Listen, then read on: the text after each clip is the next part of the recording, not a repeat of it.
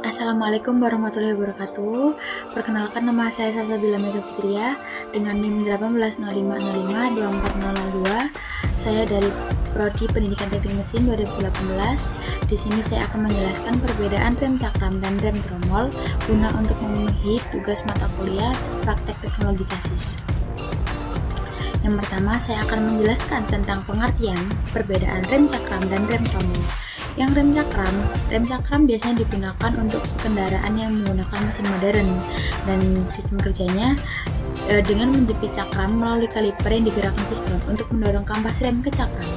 Nah, bila mana rem tromol, rem ini biasanya bekerja atas dasar gesekan antar kampas rem dengan tromol atau drum yang ikut berputar dengan putaran roda kendaraan. Nah, perbedaan selanjutnya itu dari fisik, dari yang saya rasakan ketika mengendarai kendaraan. Itu bila mana rem tromol itu rasanya kurang pakem akibat dari perbesaran gaya yang diteruskan ke kampas rem relatif lebih kecil. Nah, dibandingkan dengan rem cakram. Nah, apa yang terjadi di sini, pengereman biasanya terjadi lebih halus dibandingkan dengan rem cakram. Bila mana rem cakram biasanya dia lebih pakem atau lebih sensitif. Jadi gaya yang diteruskan ke kampas rem mengalami perbesaran berkali-kali lipat lebih besar dibandingkan pada rem tromol, yang berakibatkan rem terasa lebih pakem atau lebih sensitif.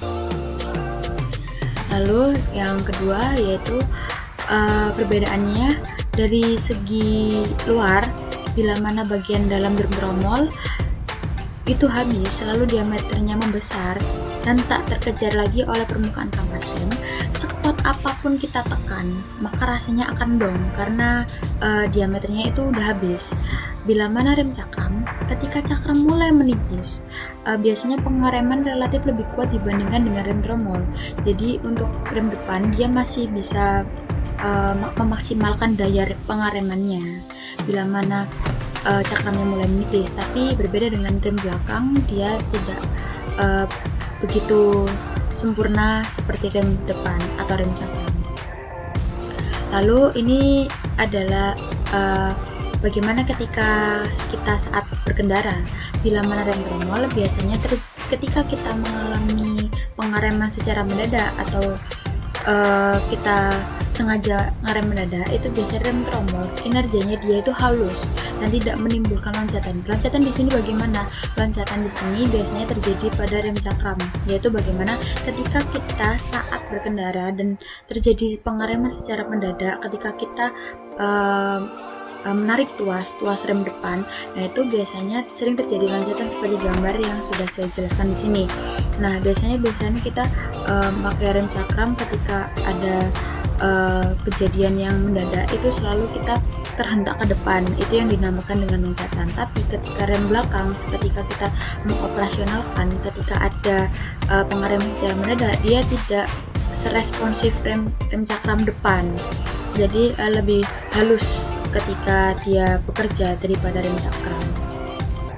Lalu yang selanjutnya itu adalah bila dilihat dari segi rem tromol.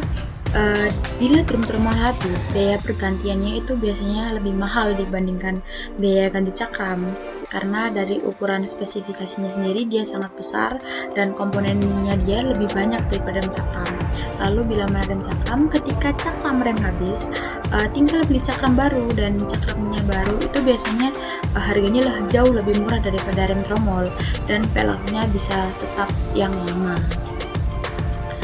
Dan selanjutnya perbedaannya adalah terletak pada bagian rem.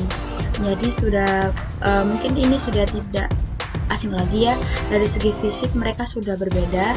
Bila rem tromol itu seperti ini dan rem cakram itu seperti ini. Namun dari spesifikasinya, bila semua sudah dibongkar dan kita tata satu persatu, itu di rem tromol kita mendapatkan yaitu ada yang namanya pegas dan sepatu rem, roda gigi speedometer, seal debu, hubungan rem, panel rem, seal plate, pegas pengembali, plat indikator, dan lengan rem. Nah, di rem cakram sendiri juga ada disc brake dan kaliper. Ini adalah komponen utamanya. Dan di dalamnya ada piston seal, ada piston, disc brake, brake pad, piston kaliper, dan piston seal. Itu perbedaan bagian spesifikasi dalam pengereman rem tromol dan rem cakram. Dan ini adalah kelebihan dan kekurangan daripada rem tromol. Untuk rem tromol biasanya dia tidak mudah terkena kotoran dan juga debu ya, karena posisinya dia di belakang dan dia tertutup. Nah, sistem remnya juga cukup mudah dioperasikan dan juga cukup murah harganya bila mana dia mengalami kegagalan. Lalu dalam kinerjanya biasanya memiliki pengereman yang sangat lembut. Di sini tidak terjadi loncatan seperti yang saya jelaskan di awal tadi, dan diklaim mampu menahan beban yang cukup besar. Namun juga ia memiliki kekurangan. Biasanya rem tidak terlalu pakem saat proses pengereman, jadi sering terasa blong. Jadi harus kita sering rutin mengalami pengecekan rem belakang ya. Dalam proses pergantian kampas sering dibilang lebih lama dan juga lebih rumit. Di sini seperti gambar yang sudah saya cantumkan, itu ketika saya mengganti rem tromol memang terasa lebih lama dan juga lebih rumit karena harus melepas roda bagian belakang terlebih dahulu, bahkan ada yang juga melepas knalpot. Nah, itu yang membuat pekerjaan kita jauh lebih lama dan lebih rumit. Nah, bila mana dibandingkan dengan rem cakram memiliki kelebihan dia sangat responsif. Gimana maksudnya? Dia bereaksi cukup spontan ketika tuas rem ditekan sehingga menghasilkan jarak pengereman yang lebih pendek daripada rem tromol. Namun dia terjadi hentakan atau loncatan. Nah, di sini dia minim perawatan juga. Jadi tidak perlu disetir secara berkala secara kaliper rem, karena kaliper rem akan menyesuaikan tingkat keausan kampas secara otomatis. Nah, dan dia juga mudah dimodifikasi. Dari segi ukuran diameter dapat memberi dampak pengereman yang berbeda. Biasanya suka modif-modif motor itu biasanya juga memodifikasi rem depan juga. Nah, namun kekurangannya dia rawan terdeformasi, yaitu biasanya terjadi di piringan cakram akibat faktor eksternal seperti debu dan kotoran yang menyusup di antara piringan dan kampas rem.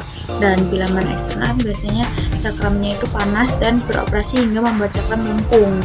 Namun rem cakram juga sering rentan macet, khususnya pada bagian sliding yang mungkin mulai berkarat karena sealnya sudah tidak elastis dan mulai kendor atau sobek.